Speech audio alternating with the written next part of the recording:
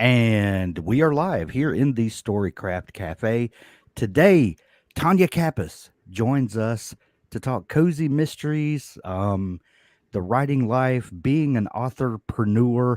Tonya, I heard last night when you did your live, you were so gracious to plug, that we were doing this today, and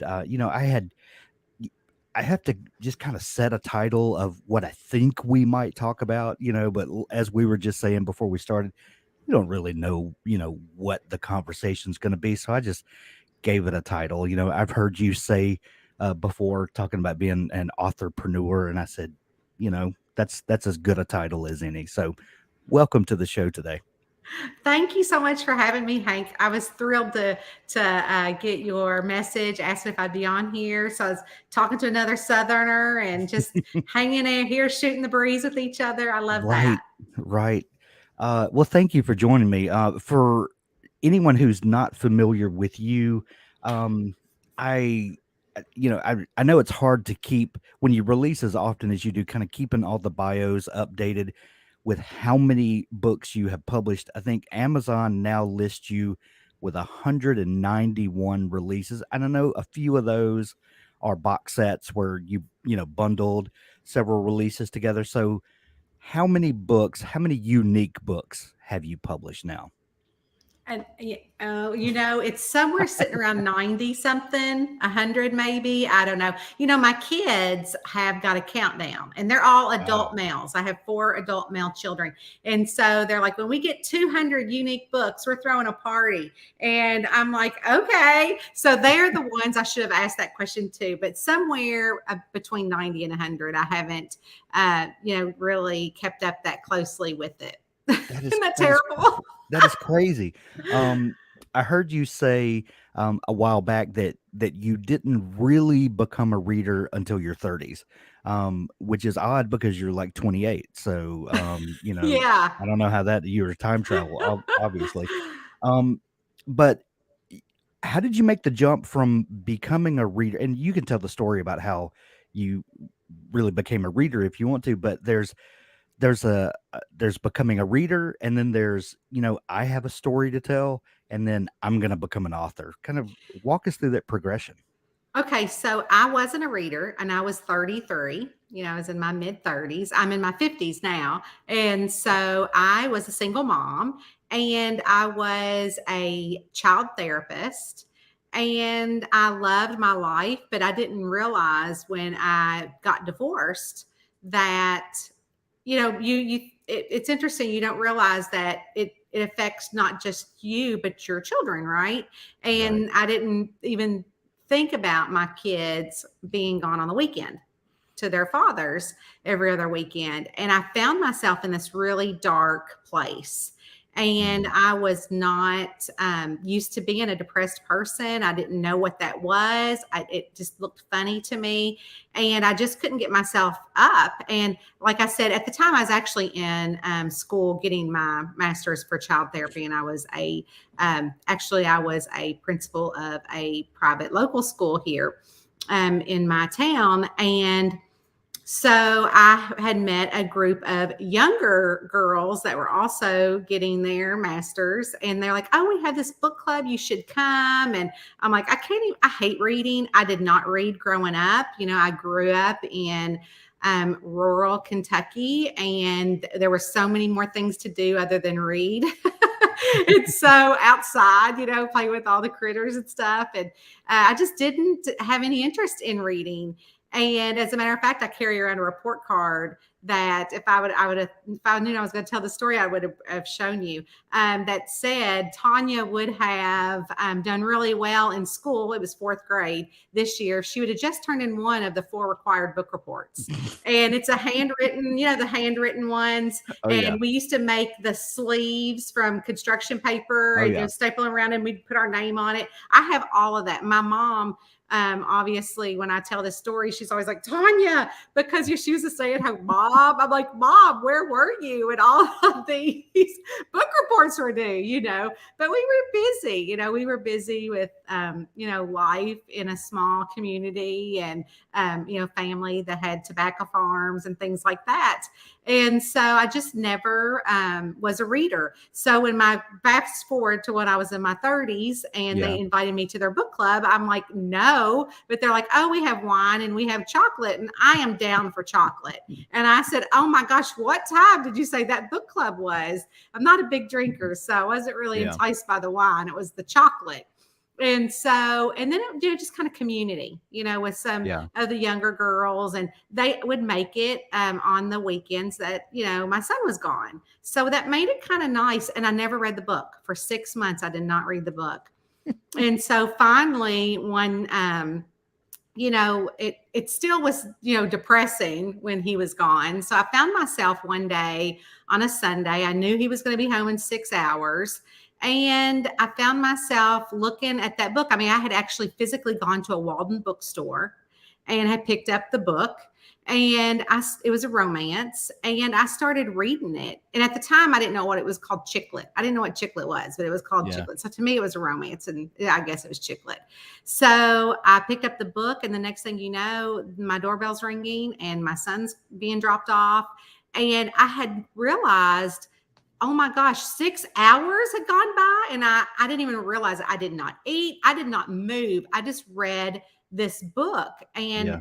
I found like I was escaping, and I couldn't wait for my son to go to bed. I was like, I can't wait for him to go to bed. I'm going to read the rest of this book. And so then I picked up every book that author had written after that. And then I became an official carrying card library holder.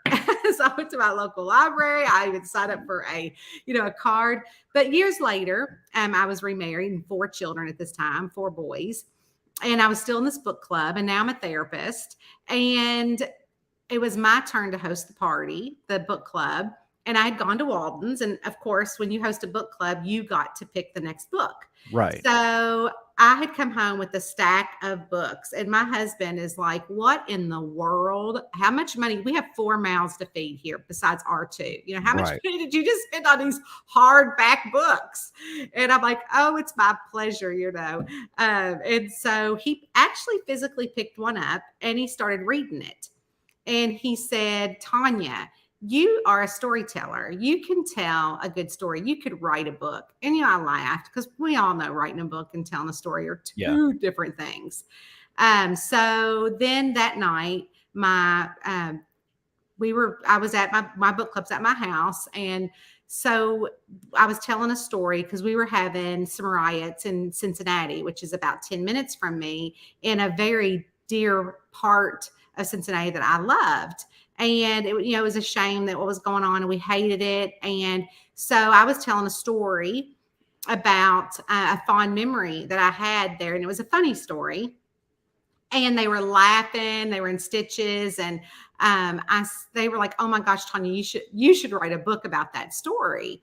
And in my little mind, that's all it took was 2 people within a few hours to just mention that I was a good storyteller. So I woke my husband up at midnight after they left, and I said, do you really think I could help one reader escape? Like I escaped. That's all I cared about, just helping somebody escape in a book if I wrote a story.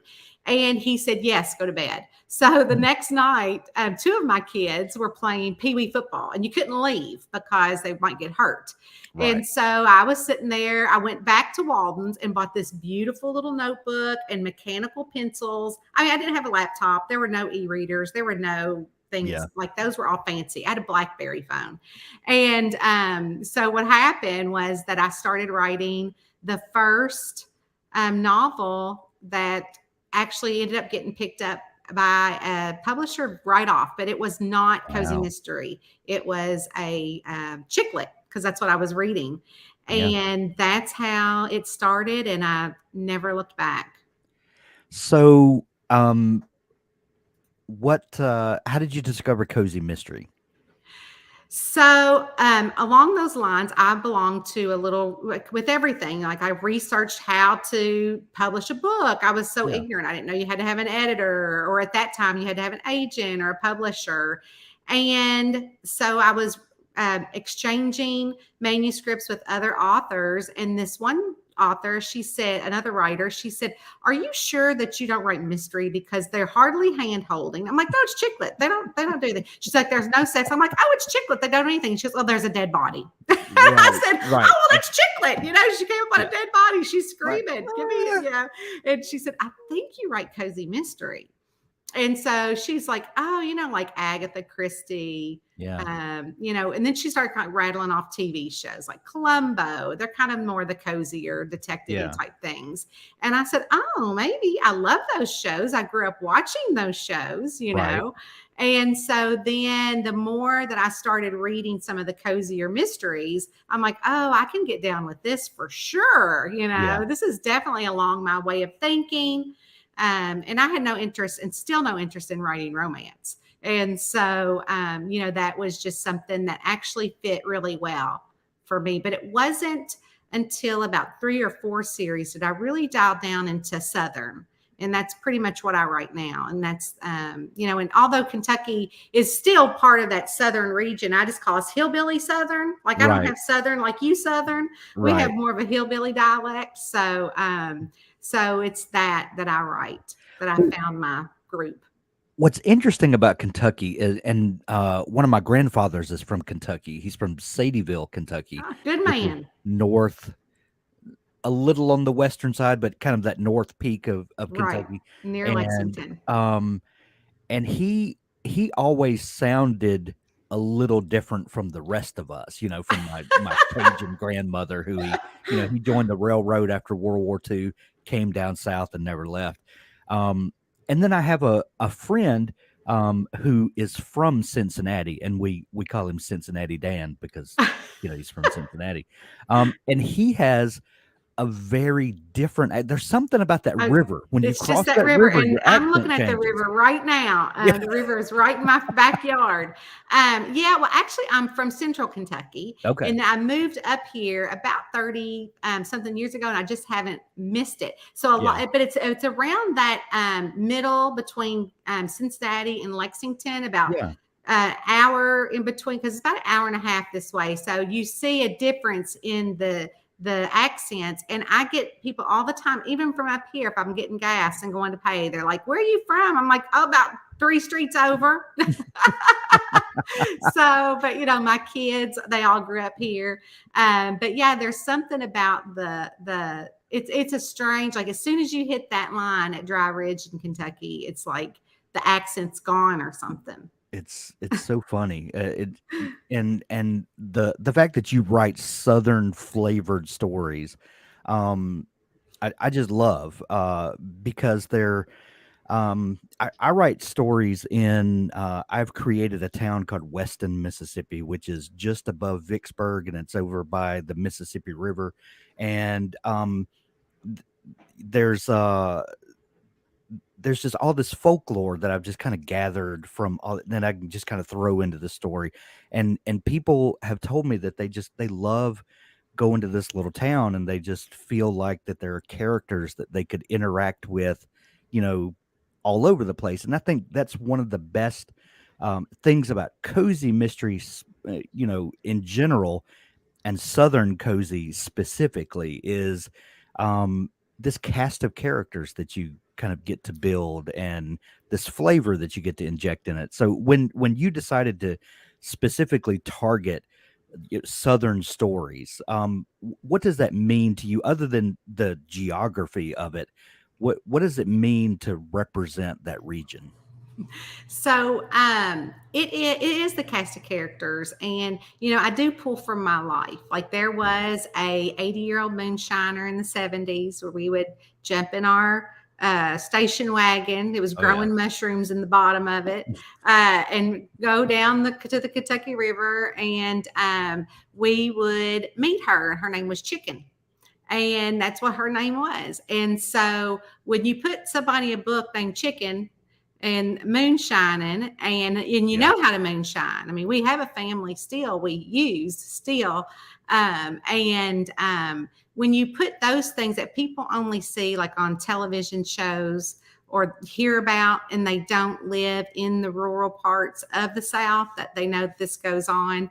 I mean, there's another, the names, like there was a guy named Eggs, from my hometown. And he was a junk man. And he was not like poor. He just collected junk in his truck. Oh And yeah. literally, if I was late for school, anybody was late for school, and you said I was behind Eggs Wilhoit, you were excused. Like they're like, oh, that's excused. Go on, because people know people, and he was Right. a good man. It wasn't that. It was just that when you hear these stories, you're like, that just sounds so bizarre, especially if you're from, a city or something like that. And so one of my when I wrote the Southern Ghostly Mystery Series, it was originally self-published, and then HarperCollins had contacted me and asked me if I'd be interested in letting them buy out my series. I did a few book deals with them. And luckily I own my series, so I can still continue to the write after I didn't take the next deal. They were lovely people. And even the editor, she would call me and she said, oh my goodness, tell me about, chicken and egg, the real life stories. And I was telling about it. She was like, please don't tell me that the chicken and the egg knew each other. I go, oh, they totally knew each other. But, it's things like that people don't, she's like, I'm from New York and there's 8 million people here. And I have never met Right. somebody with the name chicken or egg. And I'm like, well, there is. I come to Kentucky. But anyways, and so You need a it's the better neighborhood. small, yeah, that's right. And what I think that gives me is the dialect, the Yeah. Southernisms. I put those in there. And originally, editors would say, well, you can't say that. And I'm like, yes, I can. And that's the way it's said. And they're like, well, I'm not familiar with this. I'm like, that's okay. You don't have to be familiar with it. I know it's a saying.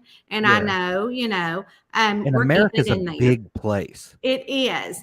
So when people would, say to me, oh, hi, Karen. When people would say, is that a real thing? I'm like, yeah, absolutely it is. And now I do a Southern Saying Saturday and post it on social media, and people love it. People that follow my camper series, they call them Dottieisms. And one time during my live, I actually dressed up like Dottie, and she's a cigarette smoking, Oh sponge yeah. curling hair. And we have cigarette smoking in Kentucky. It's one of our biggest crops. I mean, as I'm Oh sitting yeah. here talking to you, there's a barge going down with a lot of coal on it. Oh So, yeah. you're in Kentucky, and I just write, what I know. And there's And if no you live in short the South, you stories. absolutely know somebody that smokes cigarettes with foam rollers in their hair. 100%. Absolutely. And when you know them, you can write them to a T, Yeah. right? And you Yep. can put their personality in there. And so it's not necessarily the sleuth but you can hide a lot of dead bodies. One of my places is the Daniel Boone National Forest, but you can Right. hide a lot of dead bodies, in a forest, or you can hide a lot of bodies, in rural areas. So it's not necessarily that makes it Southern. It's really my secondary characters and the setting. So no matter what happens, like for instance, if someone dies or you have a baby or something, there's gonna be a meal train. It's gonna be people that you don't like or you do like. Right now, if you were to walk in my house, I would offer you a cup of coffee and a slice of an Entenmann's cake I got in the freezer, because I got one always in the freezer in case Right. company stops by. And it's not required to call me. Just drop in. I'd rather you drop in than call me. And those are the kind of characters that they're just feel good characters. I get people that are from Chicago that love my books because they don't know that in their neighborhood, Yeah. but they love it. And like I say, we're just shooting the breeze. Come on over. And I wanted to put that in and give that's a pretty picture of the South when it's Yeah. comforting. And even though y'all can have a spat, and when times of trouble, you can come together. And I try to put that in all my books and in my communities. And when I started dialing down into really what niche I was trying to find keywords one time for advertising. And I had put a thing that said in my Facebook group that said, for marketing purposes, what is it that you like about my books? And I mean, there's like over 2,000 comments on this thread, and it's talked about community, family, Southernisms, the feel good, the setting, because my settings are just as much of a secondary character as the Right. secondary characters. And I want them to feel when I write it. I'm about all the senses when I try to put them in that scene. I want them to see it, feel it, smell it, just see all of it. Whether it's in a bathroom or outside in the campground. Right. And so I try to bring them along with just enough of that for them to experience that. Then they have the mystery.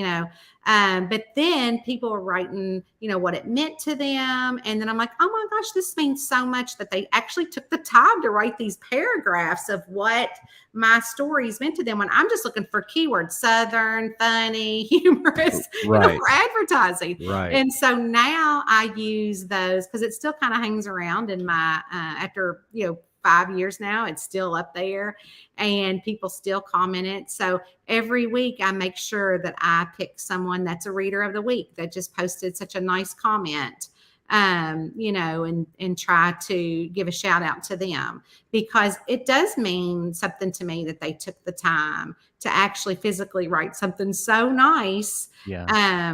when I wasn't even going in that direction. What's interesting to me is that reading and writing are very solitary pursuits. I mean, if you read a book, you're by yourself with your nose in the book. When you're writing, a lot of the same, kind of, you do it alone. Yeah. Um, Community is something that seems to be very important to you. You have built a community of readers, and community is this word that we just kind of gets thrown around in the age of social media, but you really have cultivated a community of people that care about what you do. And I hear you talking on your Facebook lives or your YouTube videos and about sending cards out to people, and people sending cards to you. And uh, there seems to be this genuine knit together community. When in your author life did the community kind of start coming together, and you start having this constant dialogue with readers? Since the beginning. So back Okay. in 2010, blogs were big things, and I was invited to participate in a blog, as a guest. And I had gotten, all my family and my friends to respond to this blog. Hmm. And I said, you guys, I'm going to be on this blog. I didn't have a book out. So I said, I'm going to be on this blog. But you were And building the machine, I getting was ready. building the machine. And Yeah. so I knew enough to start a newsletter, like saying to myself, I should probably get these people's emails. And I was writing that first book. I hadn't even found anybody to publish it or anything like that. And so what happened was that they were like, wow, they were already 4 published authors. And so they're like, oh my gosh, you had a lot of people come on. We have a 5th day that we normally just don't even post on. Would you like to join? I'm like, absolutely. And so at that point, what I started doing was collecting. I'm like, oh, since it's so and so's birthday when it was my blog. And I'm like, oh, if you have a birthday, let us know. Send us your mailing address and I Mhm. will send you a birthday card. And so I made this form and they started filling it out. And so then I started collecting these mailing addresses. I'm like, oh, well, how sad is it that would it be once a year? So I started collecting the mailing addresses and writing them in a physical black book. And I still have the book and I still use it. And so I write down I have a couple of them now, but I write down everybody's address by hand. And when I go out of town, I will grab, for instance, like next week, I'm going camping. And so I'll grab one of the black books, and then the campgrounds generally all have postcards. And first thing I do is I'll go to their little store or to the town, and I will grab 10 postcards and I address them, and then I'll stamp them and put them in the mail. And generally they beat me back home, but every vacation my family ever went on since 2010, 2 weeks ago, I went to Austin, Texas for a convention. I picked up 10 postcards at the airport. And I have still done that because when I read the author that pulled me out of that depression, Mhm. I contacted her. And I mean, I like stalked her. And so it was so funny because after a couple of years of that, she had messaged me and emailed me and said, I'm going to be in Lexington for an event. Can I stay with you? And I'm like, yeah, but how do you know I'm not a serial killer? And so, spoiler alert, not a serial killer. And we became That's so super funny. fast friends. And she has movies and she's amazing. And we're still friends now. And when she was with me, she made me feel seen and heard. Mhm. And she's huge. She's a huge author. And so I said to myself, if I ever get published, just that one reader, I just want that one reader to feel seen and heard.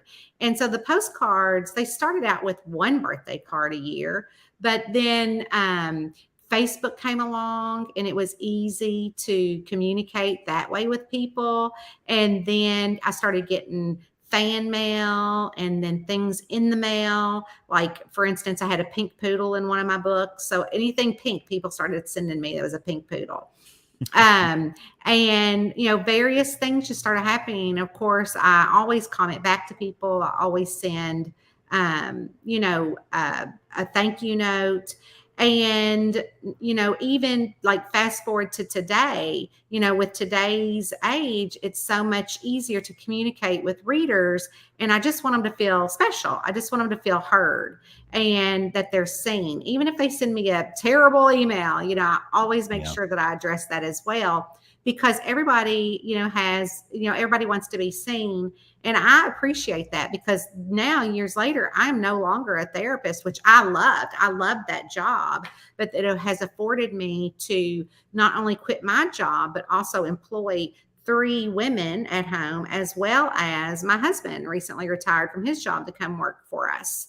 And so and like I said, I have 4 grown children. We built a life around this business, and I'm so grateful to it. And so my community is them, one reader, just the one reader. And I was at an event years ago, and one reader had messaged me how my books had gotten her through her mom's open heart surgery. This was one of the very first readers when I was writing the chick lit. And so Wow. years later, I was given a talk, and years later, I had showed her email up on the screen. And wouldn't you know, her and her mom were both in the audience. I mean, it was amazing to Wow. realize. I didn't know. I mean, I was like, oh my goodness, they're both in the audience. And every time I tell the story, the full story, it just brings tears to my eyes that I could actually help one person. So then Right. I started, well, what about if I meet them in person? So that's how my mystery train event that comes along every year happened. I said, people would say, when are you going to come here? When are you going to come here? And I can't be in all these places. At the time, my kids were in high school at this point. This was 9 years ago. And I said, oh, well, I'll just do an event to where I come to a central location, different each year. And I said, what about we do a mystery train? And they're like, yeah. And I did not bring books the first year. I rented a train. I had a mystery theater come on board. We had lunch, and that was it. And the readers were like, I only kept it to 100. And they're like, well, where's the books? And I'm like, what books? They're like, books that we can buy. And I'm like, well, this isn't for that. This is just for us to be with each other, be in community, right? Right. And so they're like, well, then next year, do you think you could bring books? I'm like, oh, do we want to do this again next year? And so it just turned into this thing. And now it's an entire weekend. And we Wow. host it somewhere different, every year in October. And it's now we go to the town, and it's a 2 or 3 day event where we visit something in the town, a ghost walk or something. It's still a mystery train with food. And we've been to Niagara Falls. We've been to, all the way to St. Louis. It's everywhere. Right. And so it's just kind of turned into that. So when the pandemic happened, I'm like, well, my goodness. People are like, well, how am I going to get my books? And I'm like, well, what about online book signing? So that's when I came up with the online book signing. And so it was me sitting in my camper, because mainly I really write in my camper every Yeah. day. Um, and also travel in it. But I just thought, okay, well, if you really want a book, then just you can order one from me and I'll sign it online. And it turned into this yearly online book signing. And then also I started reading one of my books at night called Bedtime Stories with Tonya, because we like to interact and get to know each other. Yeah. Well, then Patreon came along. Well, boy, did that change everything. Right. And so I thought, oh, well, let's do Patreon. So we have a whole community over there, and our monies go towards a charity each month. And so there is a fee that Patreon takes, but it was just another way to have community. And we do a monthly Zoom meeting, and we've become such good friends that they all care about each other. So one of my Patreons, she's bedridden, and recently she's had to go to audiobooks. And so instantly, all the people on the Zoom are like, what's your mailing address? What's your email address? And literally they all were buying her and sending her codes for audiobooks. And these people, they're in Germany, New Zealand. I mean, they're all over the world. They're not just the United States. So it's more of a community that's no longer Tonya Kappes is what it's become. And I love that. And I love that, for instance, this year, a couple of new trained people are coming, and they're like, oh, I want to come, but I can't find somebody to come with me. And I'm like, she's like, I don't want to be alone. I go, alone? You're not going to be alone. You're in our Facebook group, you're in Patreon, and all these people come alone. But then they get there and they're like, oh, and they're with community that they built. Right. I was just the vessel. And then the next year they come and they're like, oh, we're going to stay in the room together, or we're all going to come. And, they're all excited because it's kind of like a girls' trip. Yeah. And so it's just how I wanted to be treated. And that's how I treat. And you can't make everybody happy, Yeah. but I try my hardest to. And I'm just, a normal. I love to tell the people I go to Weight Watchers still. I've been going for 14 years. And the other day I went, and this lady looked at me. She goes, do I know you from somewhere? And I'm like, no, Weight Watchers have been coming here for 14 years. And she's like, oh, no, I'm new. And I'm like, okay. So the leader's talking, and all of a sudden the lady goes, oh my gosh, I think you're a writer. Are you an author? And I said, yeah. And she goes, oh, I just pulled up, and she had her phone, and she goes, I read your So books, funny. and you're at Weight Watchers. And I go, honey, I eat just as much as you do. Right. Yeah. And so I think my books aren't some, literature award-winning prize, something that's going to get the Nobel Peace Prize. I don't expect that. And what's the old Mark But Twain you have saying? readers. Yes. That But that relate. And Yes. that's what they'll say. You're down to earth. You're just like us. And, it could be the worst book in the world, but they know that in my heart, I tried to write the best book I could. So it's Right. kind of like that saying, Mark Twain, some people like fine wine, but everybody has to have water, So Right. I'm like the water, and Right. so, that's just how I run my business. And Yeah. a lot of people don't, can't do that. They're always like, well, I'm an introvert. You're kind of an extrovert.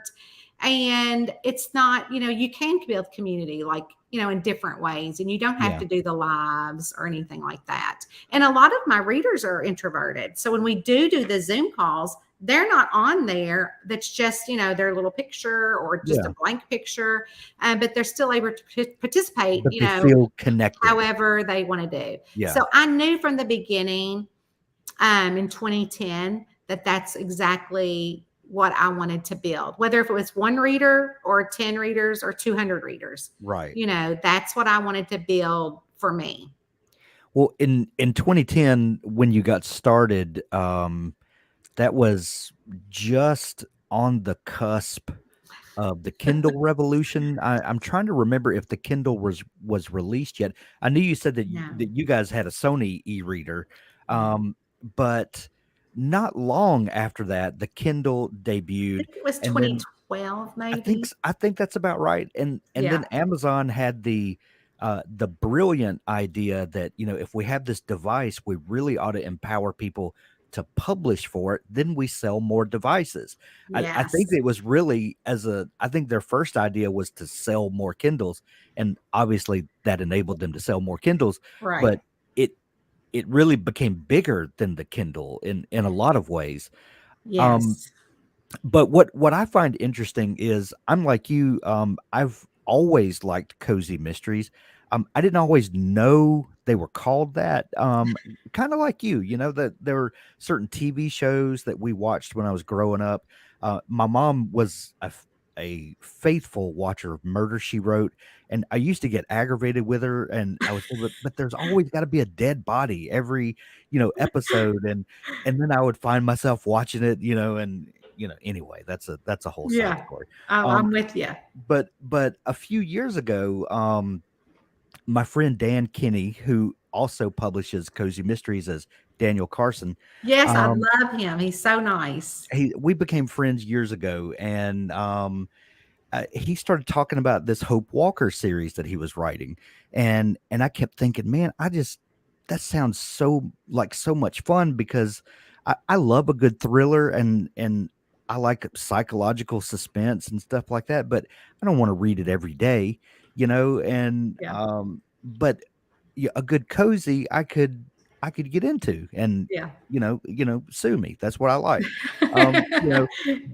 But what I find interesting is with the rise of the Kindle and the Kindle publishing revolution, Yeah. it seems to have allowed certain genres to kind of have a heyday, and it seems like cozy mystery is one of those that has really been empowered by the Kindle KDP, self-publishing, whatever you want to call it. This has Mhm. allowed a lot of people to publish in that space and a lot more stories to come out.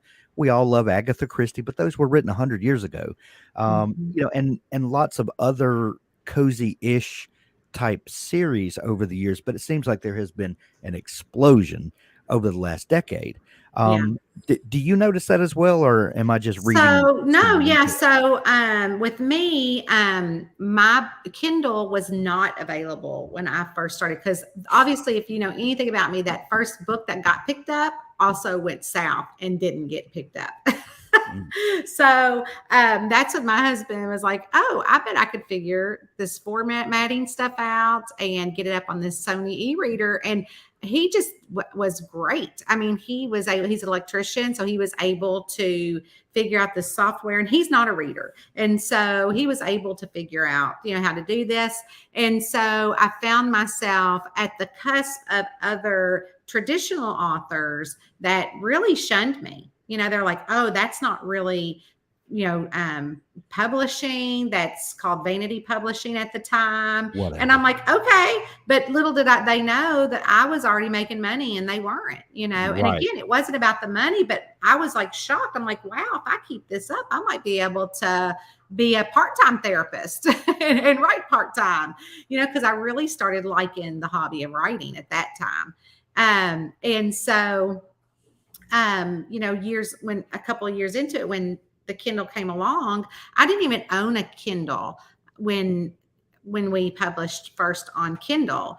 And so it was interesting because there were some other leading industry people like these newsletter builders that were seeing this. And I was kind of with these people in the Mhm. beginning. And one of them had emailed me and said, my wife loved your book. I think I can help you sell a couple copies. And I'm like, okay, great. And so at that time, I had started, it was called WG2E. It was a writing for self publishers because it also, RWA, which was a big romance Right. group, was paying me to go around and teach self-publishing to their groups. Wow. And I just call it what it is, self-publishing. Some people like to call it indie publishing. Yeah. I'm just self-publishing. I sell it myself. Or I could just call Tonya Kappes Books Publishing because that's my Right. publishing company. So anyways, so all of a sudden, you can look at this thing in real time, when your books are being Mhm. sold, so it was funny. I'm like, so I'd say, oh, I bought your book. And I'm like, when? Oh, just a little bit ago. I'd look on there like, no, you didn't. I can see when you tell me you say, but anyways, and so, but that was back in the day, now it's a little bit harder to do that. Yeah. But, anyways, but when I was looking at this guy, after this guy's email came, I mean, I started selling like 5,000 copies and it would ease up to like 6,000. And then I messaged him because I was at one of my kids' baseball games and I left the baseball game because I thought we broke Amazon. And I emailed him and he was the person who started e-reader news. And he said, I started this new little newsletter that's going to capture these new self-published authors. Would you please help me spread the word? Well, I spread the word as much as I could and I put it in Right. everything and sign up for this newsletter. And he and his wife would always, give me the pat on the back, put me in one of the newsletters. So, that really kind of jump started that part of the cozy for me. And so then I noticed Amazon started doing the rankings, and then I became like a mover and shaker, which that was important at the time. And I'm like, Mhm. oh, I'm an Amazon mover and shaker. And so I started getting into those other cozy streams. And then I think about 2016 is when I saw people really jumping on the self-publishing, and then it wasn't as tainted as it was before that, Mhm. and the genre grew. So about 2016 is when I started seeing more cozies grow and grow and grow. So about 2017, I thought I've got to do something that's going to stick out. That's when the Southern part came. And then in 2018, I'm like, well, everybody's doing baking, everybody's doing sewing, everybody's doing whatever. I need something that's completely different, but still Southern and still in that cozy genre. And that's when I came up with the Laundry Club ladies. And because we all have laundromats in our little towns.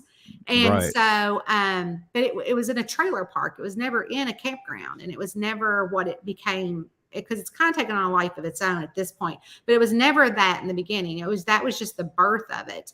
It wasn't until my cover artist was having a cover artist sale in 2018 that she does an auction and they go up. She makes like 100 and something covers. Then like she puts them up on her site, and whoever gets them first.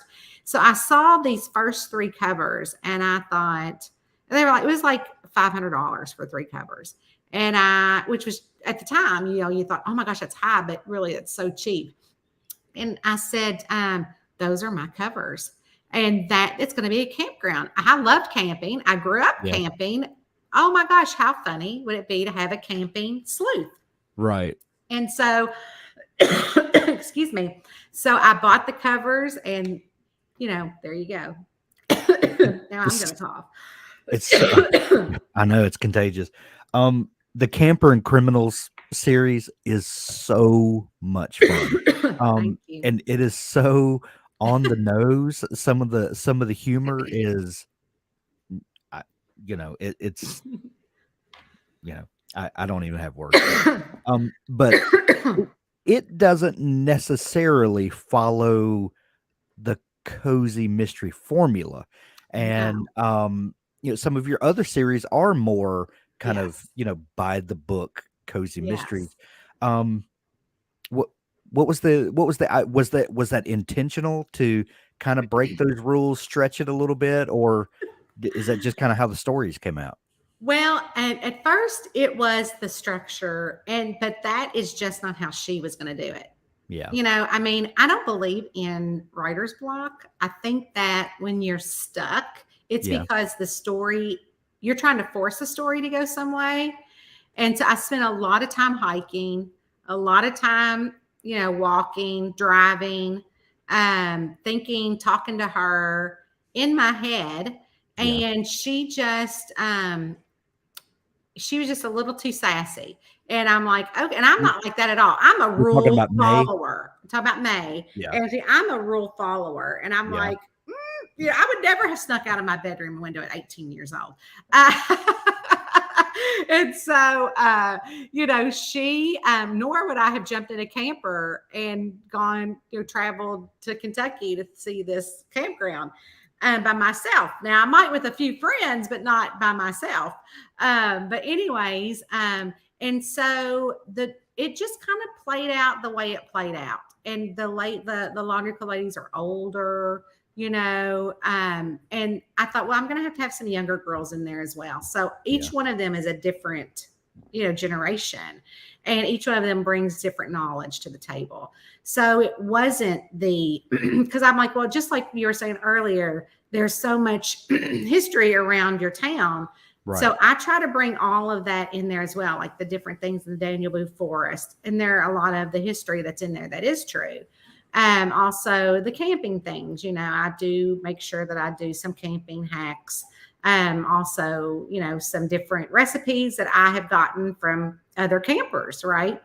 But that series in particular, especially the new book that's coming out this month in that series, does not even have any of the traditional genre, points. Like there is no 3 or 4 suspects. I mean, there is a dead body and there is this crazy bounty hunter, and they are trying to collect all these clues. So it's really a different than my other series.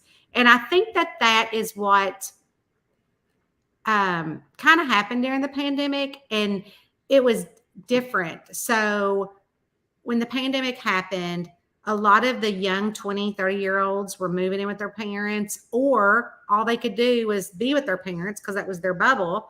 Right. So I noticed that my 60-year-olds, 50s and 60-year-olds and up started sharing books with their younger people. And the younger ones are sharing books with their older family members. Mm-hmm. And I got a crop of 20 and 30-year-old women that have gone crazy for this series. So much so that I have influencers now that I never knew what influencers were. Right. And so now we have a whole thing of influencers that we work with, and bloggers and podcasters. And a lot of those were like, oh my gosh, it's like Schitt's Creek in a campground. And I'm like, you're right. I never thought about that, And so I think it just hit at the right time, and it hit what people needed. It wasn't quite the cozy murder she wrote like you were talking about. Yeah. It just had a little bit more of an edge on it. Yeah. So, and that hit. But then they also have started reading all the other cozy, where you're going to get like 3 or 4 suspects, a couple of dead bodies, and interviewing them all and those kind of fun things, which is a lot of fun to go back to after I've written a few camper things. I'm like, whoo, now I can go back to a structure. Yeah. And so, and that's where I'm at right now. I'm writing in my Killer Coffee series, and it's very comfortable and easy. Yeah, I love that series too. Oh, thank you. Speaking of having multiple series, you have several active series that yes. you may not be publishing every month in them, but they're not closed out. You will come back to them. Does having multiple series, does that give you the freedom to let your brain rest over here and allow your subconscious to work on new ideas while you work on the more structured, the coffee house series? And like that, does having multiple gears you can shift to, does that help your creative process? Yes, it does.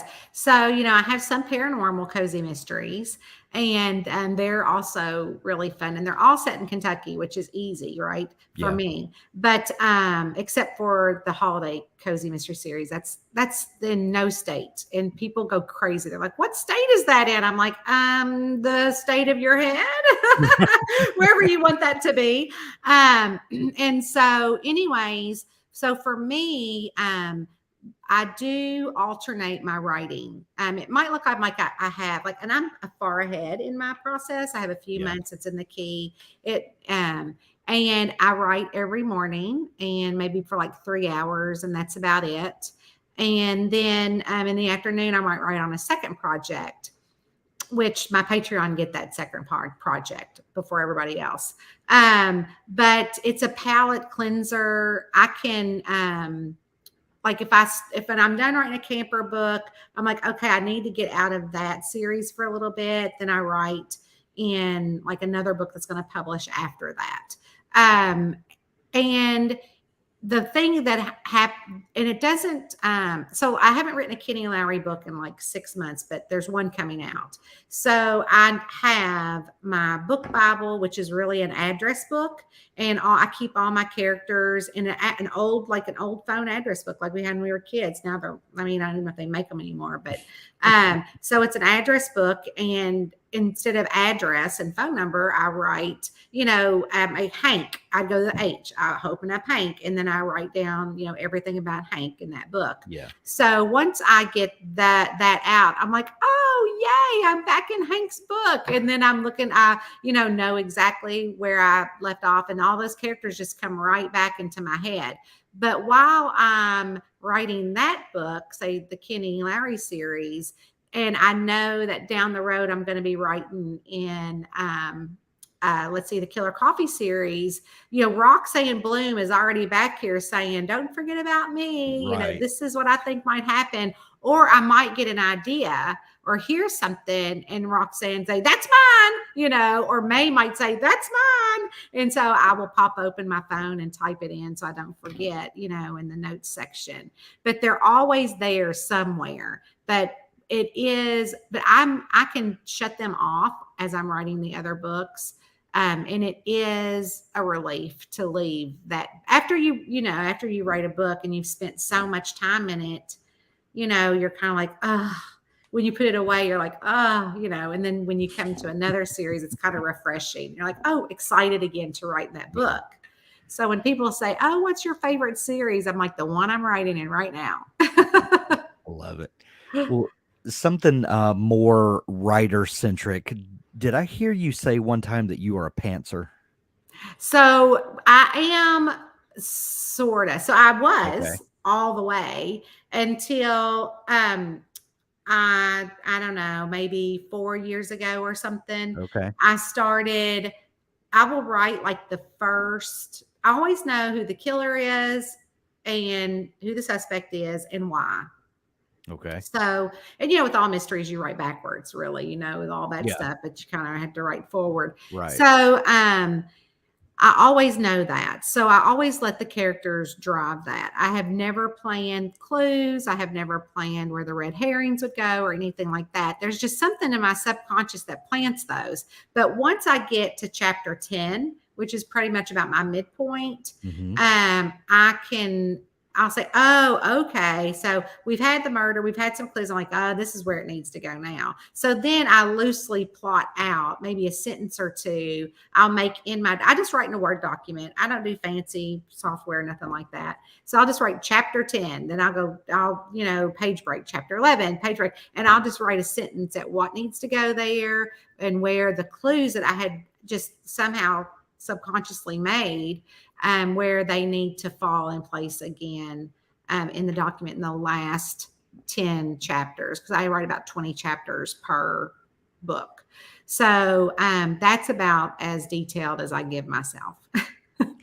I heard you say that, and I have some friends that are hardcore planners, and I'm kind of somewhere in the middle. I like you. I kind of know where things are going to end up. I don't really know how we're going to get there yet. That's kind of some of the excitement of it, Mhm. But some friends of mine are like, well, you cannot maintain a serious production schedule if you don't have some sort of plan, and that's true for a lot of people, except for the people that it's not. Yeah. So do you ever? I know you said earlier your thoughts on writer's block, but do you ever just find yourself going, I don't know what happens next? Does that ever happen to you? So again, like when that it does happen, Yeah. but what I do is I can go back and because I let myself go back and reread. And I don't edit as I write. I write completely the first draft and never go back. If I can't think of something, I put an asterisk and keep going because I know I'm going to come back to that. But somewhere along the line, it's gone wrong for me. And so I will go back and reread, those whatever I had written. And generally it clicks. Oh, yeah, that needs to happen.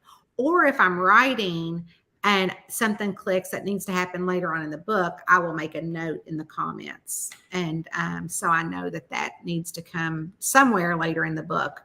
But definitely, I think for me, if I plot out, and generally by the 10th chapter, I know all the suspects, right?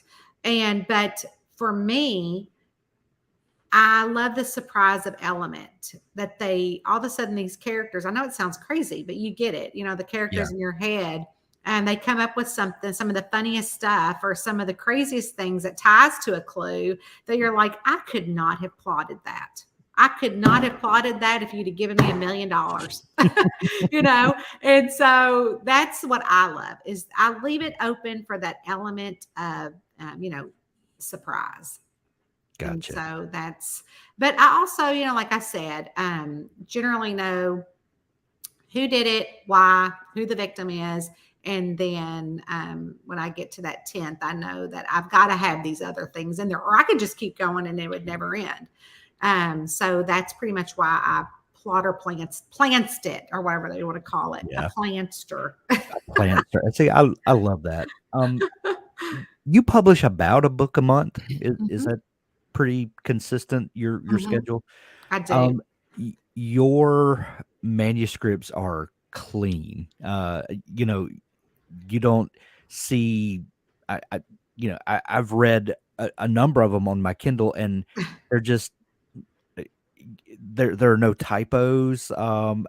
Everybody has something to Sometimes get there through, are, but they're but very that's clean. okay. I'm down for it. Yeah, you have I have a come up with a system. system Yeah. that is working for you. Yes. How do you maintain such a ambitious publishing schedule and, you know, get your manuscript so tight and clean?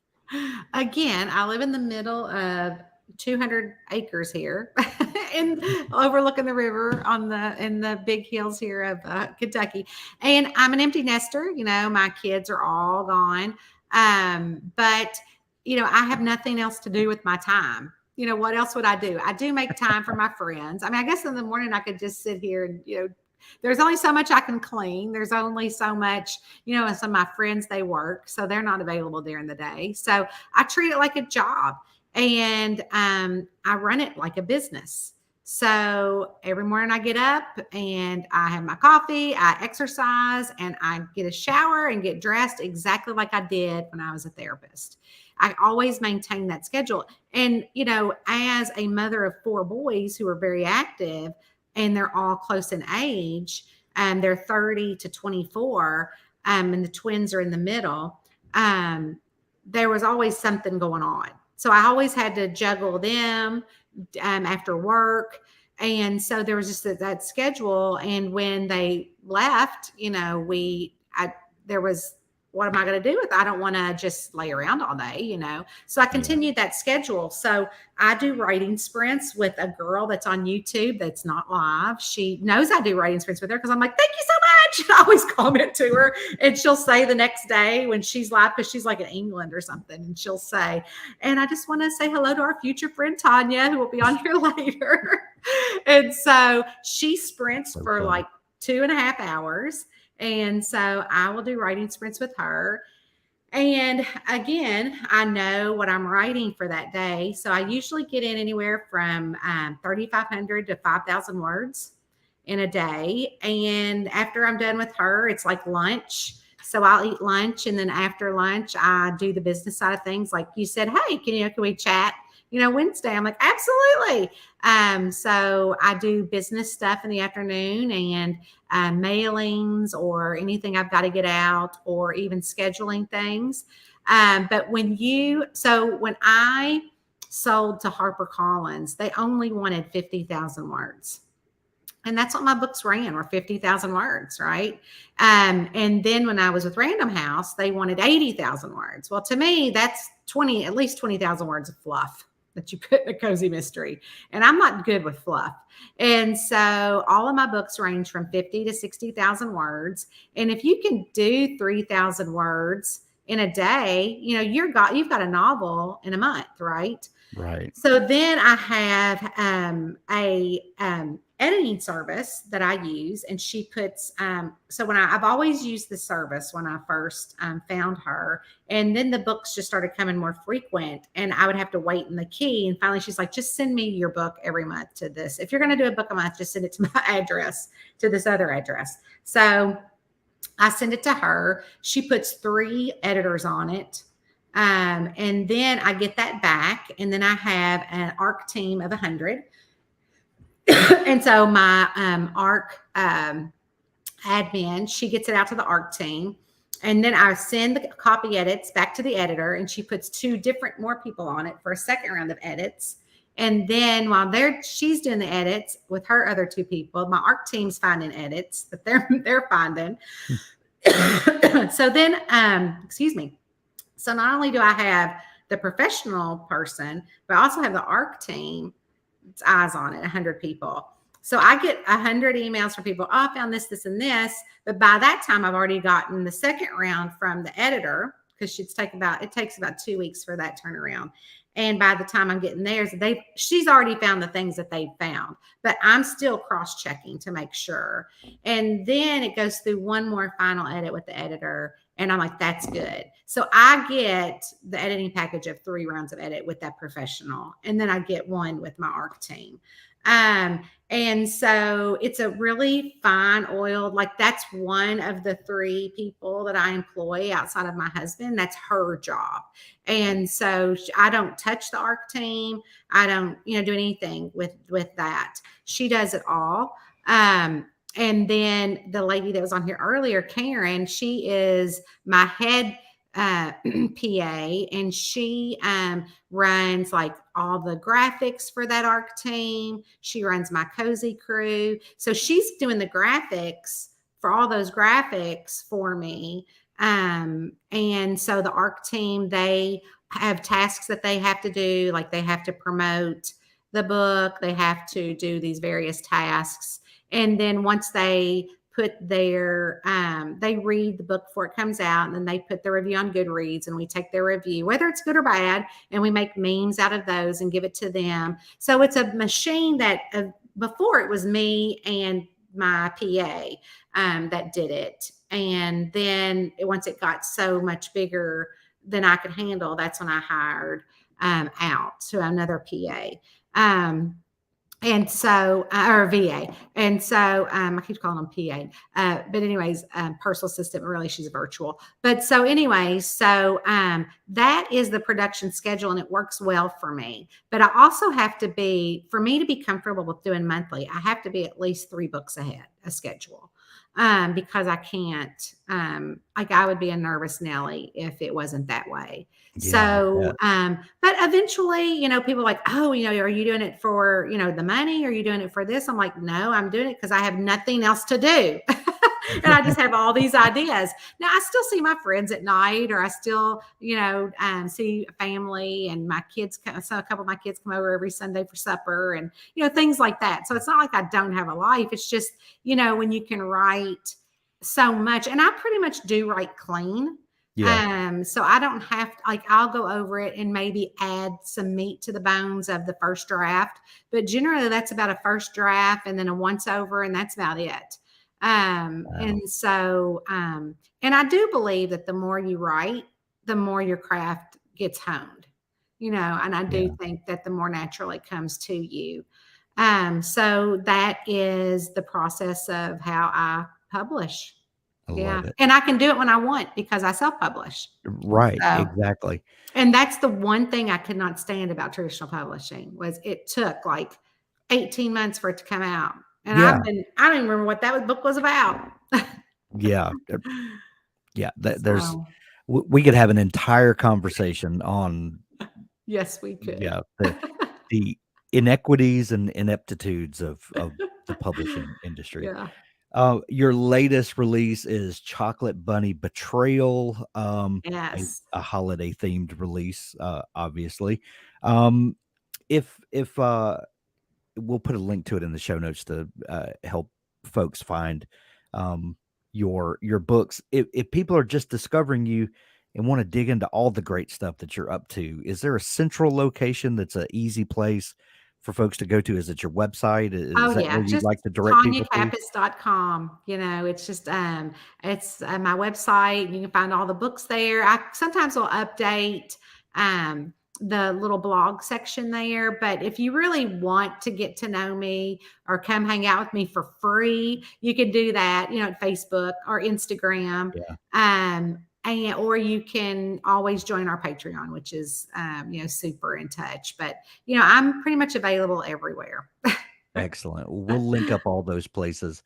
Um, and Chocolate Bunny Betrayal, your latest release, your next release coming up is It is Hearsay, Handguns, or Hammocks, Handguns, and Hearsay, which I think is book 32 in the Camper and Criminal series. wow. So, yeah, that's a lot of I fun. love it. I So, love it. Well, it'll yeah, be nice to go back to normal Kentucky for a little bit for a book. So yes. looking forward to that. Tanya, I could pick your brain for 6 more hours, but we've got to wrap this thing up. People have lives to get back to. I Um, know. I got to go work yeah, in this right. beautiful sunshine out in my hammock. Thank you so much for taking time to come on the show today. Oh, well, thank you for having me. I'm so glad to be here, and you're just so lovely. And I'm glad we have a friend in common, Daniel. We'll tell him I said Absolutely. hello. I sure will. Thank you.